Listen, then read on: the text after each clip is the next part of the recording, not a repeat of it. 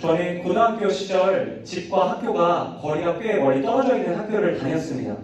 집에서 학교까지 가기 위해서는 버스를 타고 30분 정도 이동해야 했습니다. 제가 고등학교 1학년부터 2학년 때까지는 이제 멀리 학교가 있다는 게 큰 불편이 아니었는데 고3 때가 되니까 그게 참 불편했습니다. 왜냐하면 이제 고3 때가 되면 이제 학교에서 수업을 다 마치고 방과 후에 야간 자율학습을 하다 보면 정말 막 공부에 깊이 빠지는 날, 뭐 간혹 많진 않지만 정말 가끔 공부가 너무 잘 되는 날 공부를 하다 보면 11시, 12시가 가까이 이렇게 해가 질 때까지 공부를 하고 나오면 이제 버스가 끊길 때가 있었기 때문입니다. 제가 집에 가기 위해서는 터널도 지나가야 했고요. 다리도 건너가야 했습니다. 그런데 버스가 끊기면 갈 수가 없었습니다. 그렇게 밤이 어둡고 집에 돌아올 수 없을 그때에 제가 유일하게 기다리는 사람이 한 사람 있었으니 그 사람은 바로 저희 아버지셨습니다. 저희 아버지께서는 제가 11시, 12시까지 공부를 하고 차가 끊기면 그 늦은 시간에 집에서 나와 차를 끌고 저를 데리러 오셨습니다. 밤이 어둡고 집에 돌아갈 차편이 없어서 학교 앞에 종종 발을 구르고 있을 그때에 아버지가 끌고 오는 그 낡은 차가 저에게는 얼마나 소중했는지 모릅니다. 그렇게 아버지의 차를 타고 어둠을 헤치고 터널을 지나고 다리를 건너서 따뜻한 집으로 돌아갈 때 정말 아버지가 참 감사하다라는 생각이 들었습니다.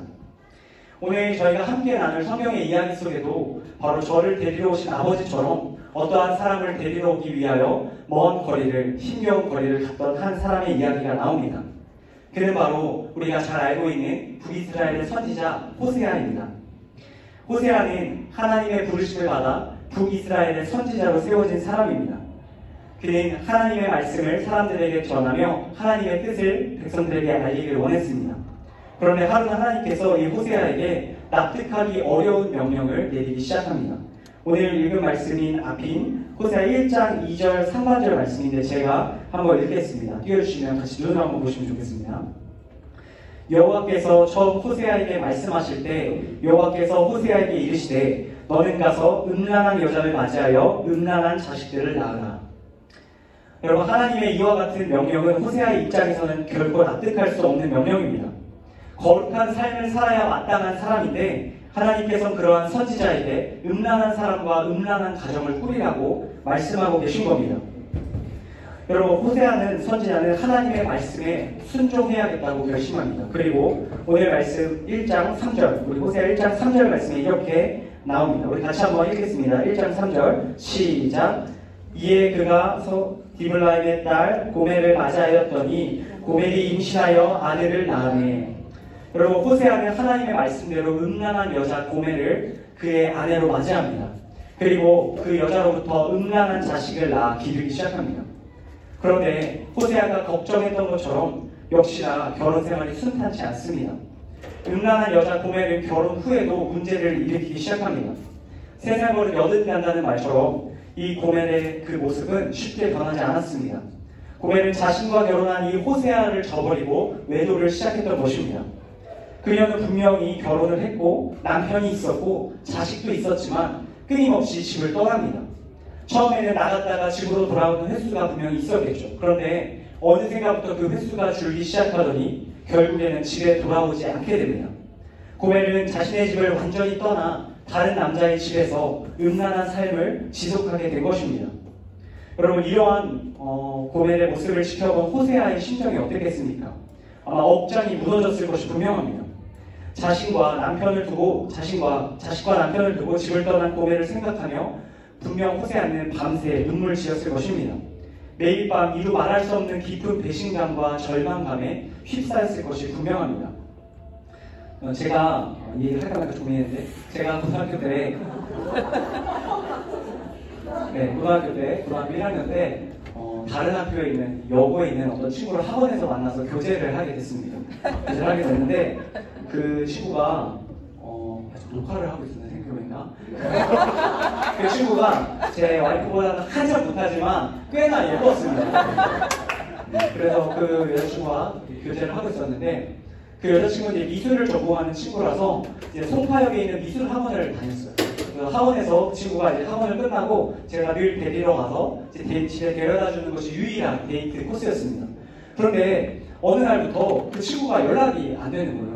연락이 왜 안 되나 계속해서 궁금해하다가 학원이 끝날 시간쯤에 학원 앞에 가서 기다리고 있었습니다. 그런데 제가 좀 멀리서 기다리고 있었는데 그 여자친구가 내려오는데 그 여자친구를 픽업하는 어떤 남자가 있는 거예요. 근데 그 남자가 딱 승용차를 끌고 와서 딱 문을 열고 딱 그 여자친구 손을 잡고 들어가는데 아무리 봐도 남매는 아닌 것 같더라고요. 아무리 봐도 남매는 아니고 제 연락을 계속 안 받는 거예요. 나중에 알게 됐는데 이제 환승 이별을 당한 거죠. 여러분 제가 그 여자친구가 가는 차 뒷모습을 보면서 호세아가 이런 마음이 들었겠다. 아니 훨씬 심한 마음이 들었겠다. 이런 생각을 조금이나마 간접적으로 느껴볼 수 있었습니다.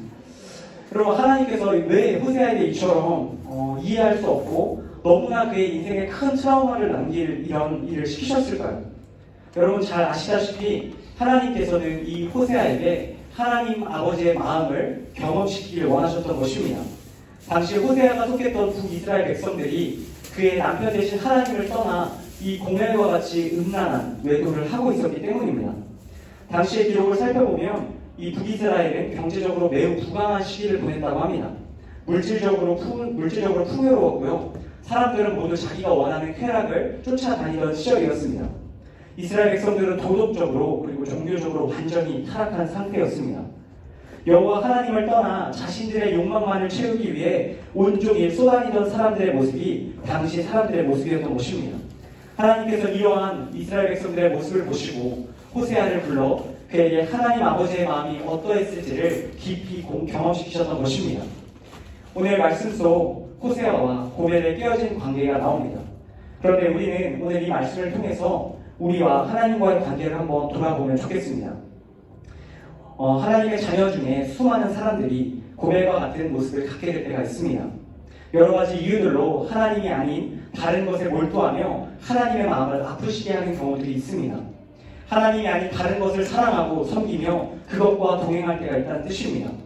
나의 신랑이 누구인지를 까맣게 잊어버린 채 엉뚱한 집에 머물며 집으로 돌아오지 않을 때가 있습니다. 이곳에 있는 저와 여러분은 어떠십니까? 조심스럽게 여쭤봅니다. 저와 여러분은 신랑 되신 하나님과 함께 머물고 계십니까? 혹시 오늘 말씀 속 고멜처럼 혹은 이스라엘 백성들처럼 있어야 할 집을 떠나 다른 곳에 머물러 있지는 않으십니까? 하나님께서 이처럼 집을 떠나 돌아올 수 없어 보이는 이들에게 호세아를 통해 오늘 중요한 사실 한 가지를 말씀해 주십니다. 고멜에게 그리고 이스라엘 백성들에게 그리고 어쩌면 이곳에 있는 오늘 우리들에게 하나님께서 들려주고자 하시는 말씀을 오늘 3장 1절에서 살펴보기 원합니다. 3장 1절 말씀 같이 한번 읽겠습니다. 시작! 여호와께서 내게 이르시되 이스라엘 자손이 다른 신을 섬기고 건포도 과자를 즐길지라도 여호와가 그들을 사랑하나니 너는 또 가서 타인의 사랑을 받아 음녀가 된 그 여자를 사랑하라 하시기로. 하나님께서는 호세아에게 이스라엘 백성이 자신을 떠나 다른 신을 섬기고 세상의 다른 기쁨을 추구하며 살아가고 있지만 그들을 여전히 사랑하고 계신다고 말씀하고 계십니다. 비록 그들이 나를 떠나 음란하고 부정한 삶을 살고 있지만 내가 그들을 사랑한다. 이렇게 호세아에게 말씀하고 계신 겁니다. 그리고 호세아에게 이렇게 덧붙여 말씀합니다. 너도 나의 마음을 이해하고 나의 품을 떠난 고멜을 찾아가 그녀를 데려오라. 이스라엘 백성들을 데려오라 말씀하여 주십니다. 여러분 재미있는 것은 이 호세아가 고멜을 데려오는 과정에서 그가 치러야 할 값이 있었다는 것입니다. 오늘 말씀, 우리 2절 말씀에 나온 것처럼 은 15개와 돌이 한 호멜 반으로 바로 이 고멜을 데려와야 했습니다.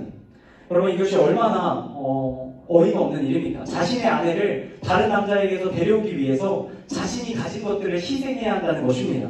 그런데 하나님께서는 그것을 감수하고라도 네가 반드시 고멜을 데려오기를 원한다 말씀하고 계십니다. 자신의 아내를 남에게서 데려오는 비용을 지불하고라서라도 반드시 그 희생을 감수하고서라도 그녀를 데려와 끝까지 사랑해줘야 한다 말씀하고 계십니다. 이것이 바로 이스라엘 백성들을 향한 하나님의 마음입니다. 하나님께서는 이스라엘 백성을 향해 이 호세아와 같이 행하기를 원하셨던 것입니다. 비록 자신을 떠나 다른 남자와 외도할지라도 그를 사랑함으로 그를 결국 자신에게로 돌이키기를 원하시는 것이 하나님의 뜻입니다. 사랑하는 특조스템 여러분, 우리가 때로 이스라엘 백성들처럼 하나님을 멀리 떠나 살아가고 있을지 할지라도 하나님께서 그런 우리에게 내가 너를 데려오겠다 말씀하고 계십니다. 내가 어떠한 값을 치르고서라도 너를 데려와 너를 끝까지 사랑하겠다 말씀하여 주십니다. 그리고 그 말의 증거가 바로 우리가 오늘 찬양의 고백처럼 십자가의 사랑입니다. 주님께서 예수 그리스도라는 자신의 외아들을 통해서 우리에게 모든 값을 치르고 우리를 당신 곁으로 데려와 주셨습니다. 우리가 하나님을 떠날 때마다 그 십자가를 날마다 기억하며 다시 하나님 곁으로 돌아오게 하십니다. 바람이 있는 저와 여러분이 이 저녁 다시 한번 예수 그리스도의 십자가 사랑을 깊이 고백하기를 원합니다. 하나님께서 호세아를 통해 고멜을 데려주셨듯이 예수 그리스도를 통해 우리를 데려오셨음을 기억하시기를 바랍니다. 그리고 이제 주님께서는 우리에게 말씀하십니다. 우리가 이제는 더 나아가 하나님을 떠나 외도하고 있는 집을 떠나 있는 다른 이들을 우리를 통해 데려오기를 원하신다 말씀하고 계십니다. 오늘 우리에게 맡겨진 사역, 특별히 열린 새신자 예배 사역은 하나님을 떠나 있는 이들을 데려오는 사역입니다. 하나님께서 우리를 예수 그리스도를 통해 데려오셨듯이 우리의 사랑과 헌신을 통해 이 땅에 있는 수많은 영혼들을 다시 하나님 품으로 데려오기를 원하십니다. 우리가 그 일에 귀하게 쓰임받을 수 있기를 간절히 소망합니다.